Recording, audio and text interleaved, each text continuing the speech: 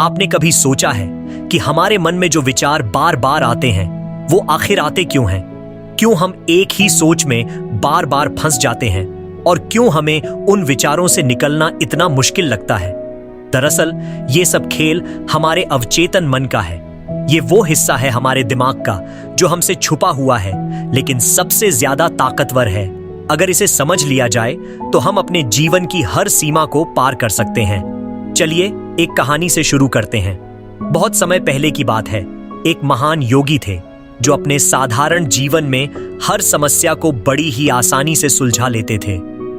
एक दिन उनके पास एक युवा आया जो जीवन में बहुत परेशान था।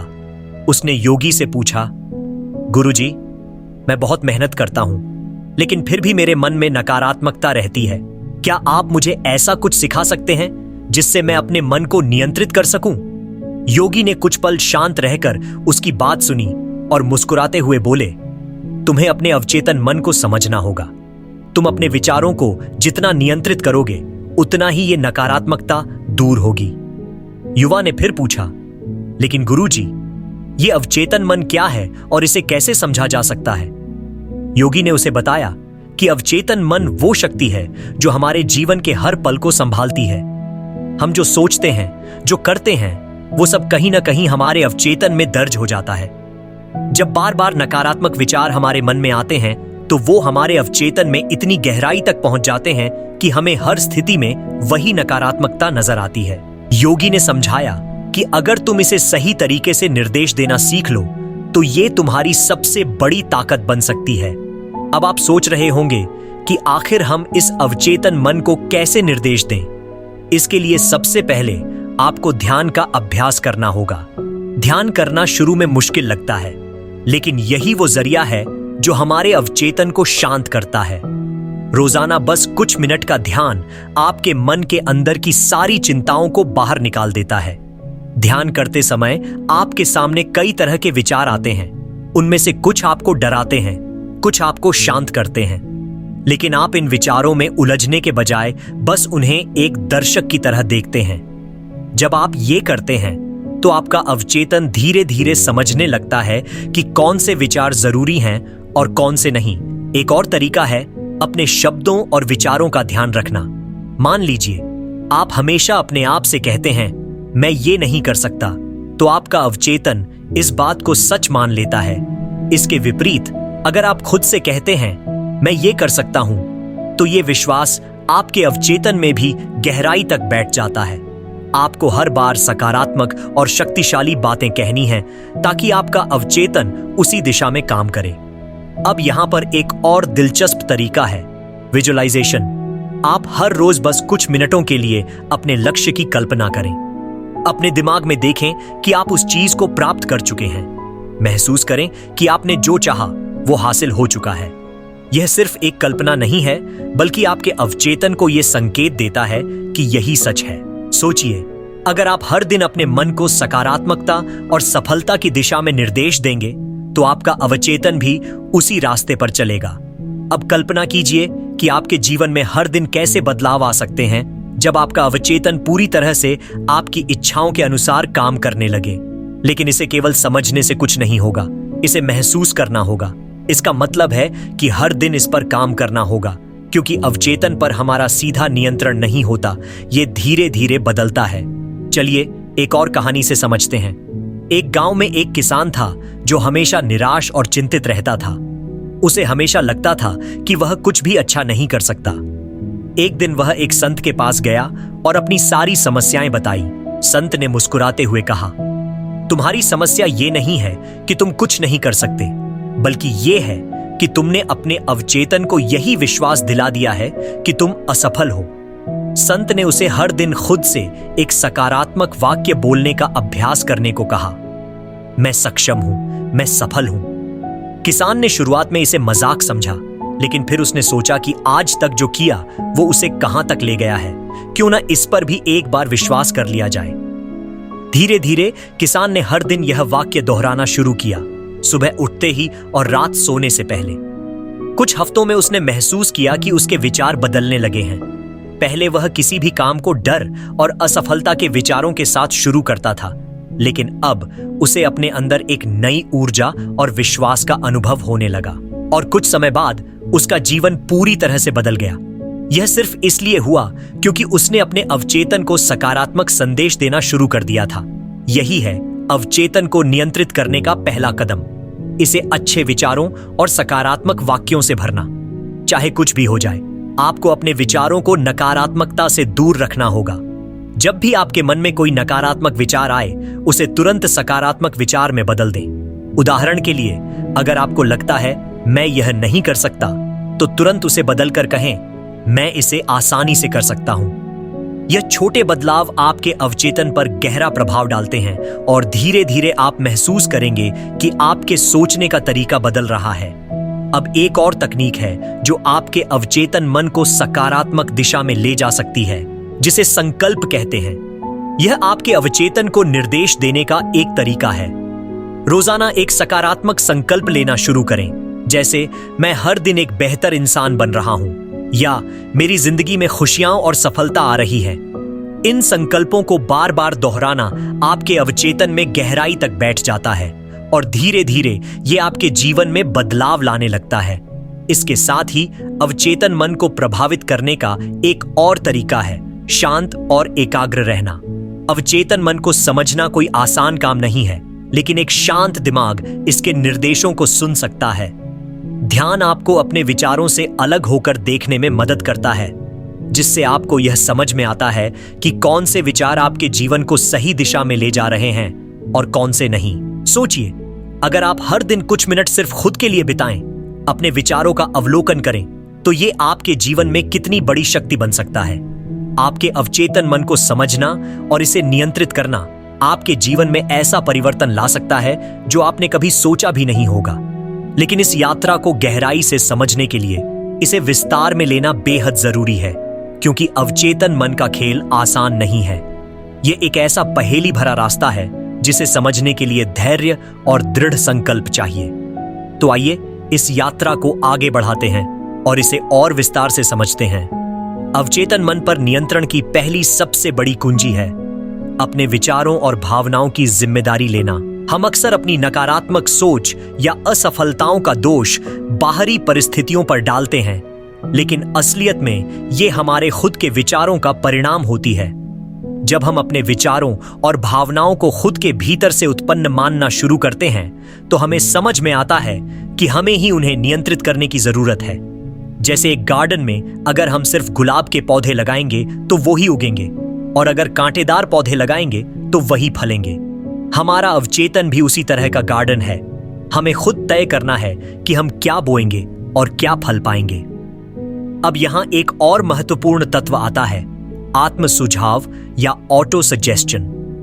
आत्म सुझाव का मतलब है कि आप अपने अवचेतन मन को खुद ही निर्देश देते हैं कि उसे कैसे सोचना चाहिए और कैसे काम करना चाहिए। इसके लिए सबसे सरल तरीका है रोजाना सुबह और रात को एक सकारात्मक वाक्य अपने मन में दोहराना, जैसे मैं शक्तिशाली हूं या मुझे हर परिस्थिति में सफलता प्राप्त होती है।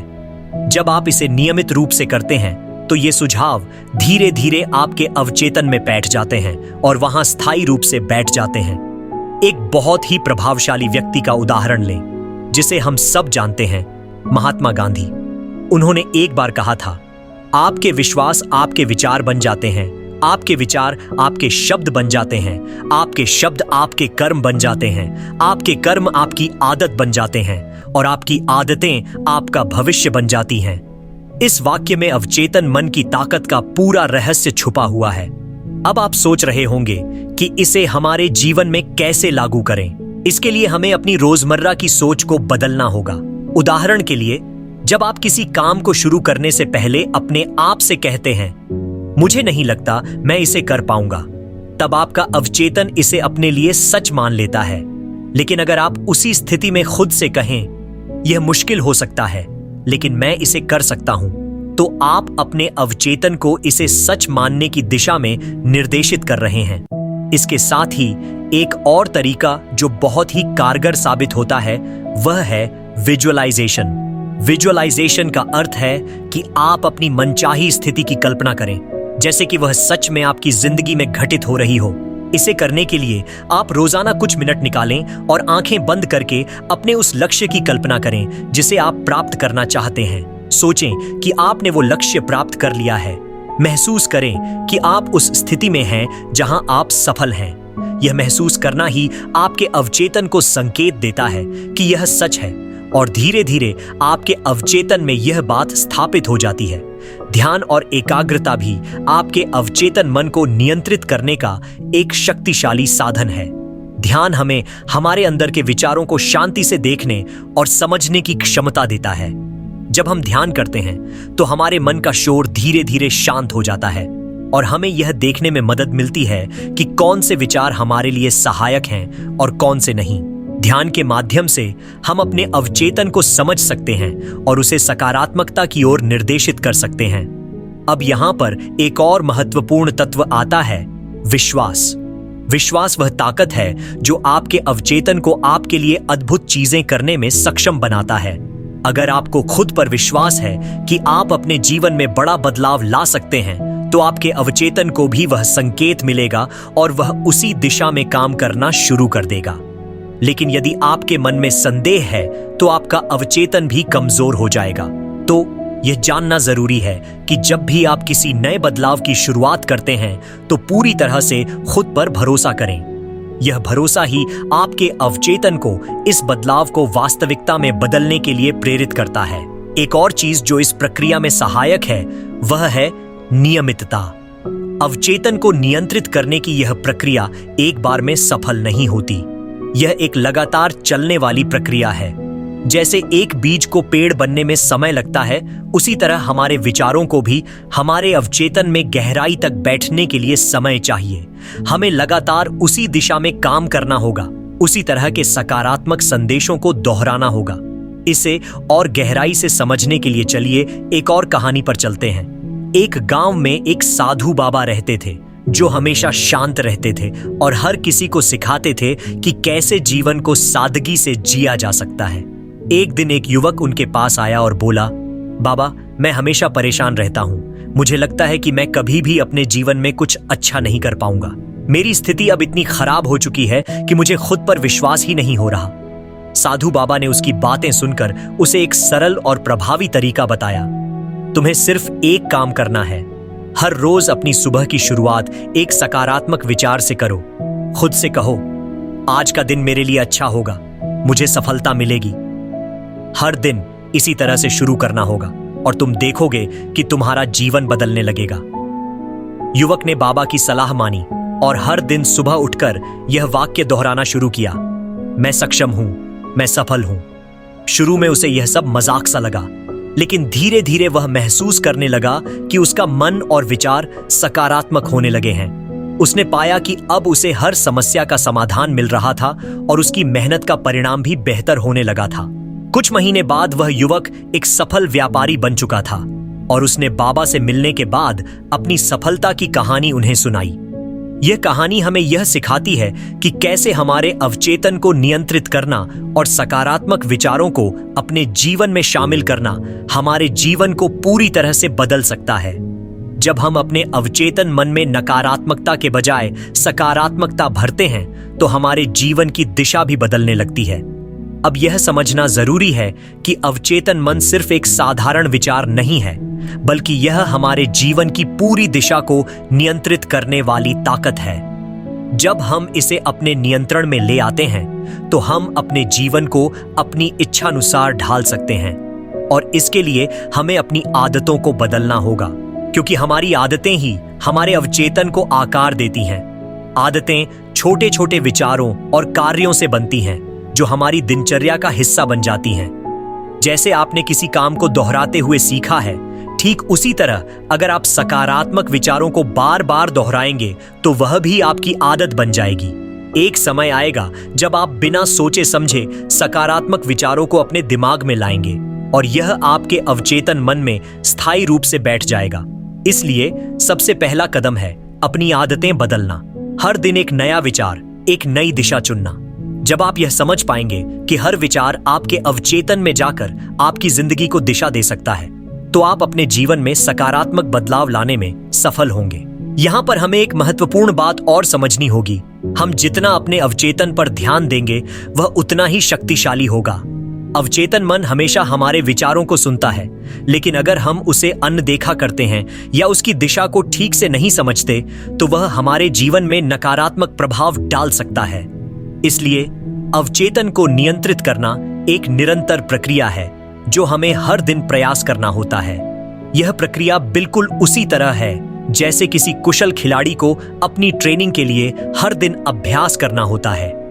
अगर एक खिलाड़ी अभ्यास नहीं करेगा तो वह कभी अच्छा प्रदर्शन नहीं कर पाएगा। वैसे ही अगर हम अपने अवचेतन पर काम नहीं करेंगे तो हम अपने जीवन में बदलाव नहीं ला सकेंगे। अब कुछ और तरीके हैं जो आपके अवचेतन मन को सकारात्मक रूप से प्रभावित कर सकते हैं। उनमें से एक है सकारात्मक माहौल का निर्माण। यदि आप अपने आसपास सकारात्मक लोग और स्थितियां रखें तो आपका अवचेतन भी सकारात्मकता को महसूस करेगा और उसे अपनाने की कोशिश करेगा। इसलिए अपने आसपास अच्छे और प्रेरणादायक लोग रखें जो हमेशा आपकी सकारात्मक सोच को प्रोत्साहित करें। इसी तरह आध्यात्मिक उन्नति भी आपके अवचेतन को नियंत्रित करने में मदद कर सकती है। जब हम अपनी आत्मा की गहराई में जाते हैं और ध्यान या प्रार्थना करते हैं तो हमारा अवचेतन शांत हो जाता है और हमें अपने भीतर की सच्चाई को समझने का अवसर मिलता है। ध्यान से हम अपने अवचेतन को साफ कर सकते हैं और उसे सकारात्मक ऊर्जा से भर सकते हैं। अब हम एक और कहानी की ओर बढ़ते हैं जो अवचेतन के नियंत्रण के महत्व को और स्पष्ट करती है। बहुत समय पहले एक शहर में एक बुद्धिमान व्यक्ति था। वह अपने नगरवासियों को हमेशा एक साधारण सी शिक्षा दिया करता था, जो तुम सोचते हो वही तुम बन जाते हो। एक दिन एक युवक उसके पास आया और कहा, बाबा, मेरे जीवन में बहुत समस्याएं हैं। मुझे लगता है कि मेरी किस्मत ही खराब है। मेरे पास कोई अच्छा अवसर नहीं आता। बुद्धिमान व्यक्ति मुस्कुराए और बोले, तुम्हारी समस्याओं का कारण तुम्हारी सोच है। अगर तुम अपनी सोच को बदलोगे तो तुम्हारी दुनिया बदल जाएगी। फिर उन्होंने उस युवक को एक साधारण सा अभ्यास बताया। वह बोले, रोज सुबह उठकर एक सकारात्मक वाक्य दोहराओ, मैं भाग्यशाली हूं और मुझे हर दिन सफलता प्राप्त हो रही है। इस वाक्य को तुम बार बार अपने मन में दोहराओ और देखो तुम्हारी स्थिति कैसे बदलती है। युवक ने वही किया और कुछ ही महीनों में उसकी जिंदगी बदलने लगी। उसे नए अवसर मिले, उसकी आत्मविश्वास बढ़ी और उसकी जिंदगी में सकारात्मक बदलाव आए। यह कहानी हमें यह सिखाती है कि हमारे विचार ही हमारे जीवन का निर्माण करते हैं। जब हम सकारात्मक सोच को अपने अवचेतन में बैठाते हैं तो हमारे जीवन में सकारात्मक घटनाएं घटने लगती हैं। इसलिए अगर आप भी चाहते हैं कि आपका जीवन बेहतर हो तो सबसे पहले अपने अवचेतन पर ध्यान दें। अपने विचारों को बदलें, उन्हें सकारात्मक बनाएं और फिर देखिए कि कैसे आपकी दुनिया बदलने लगती है। अवचेतन को नियंत्रित करना कोई असंभव कार्य नहीं है। यह बस एक साधना है, एक अभ्यास है जो निरंतरता से किया जाए तो आपका जीवन पूरी तरह से बदल सकता है।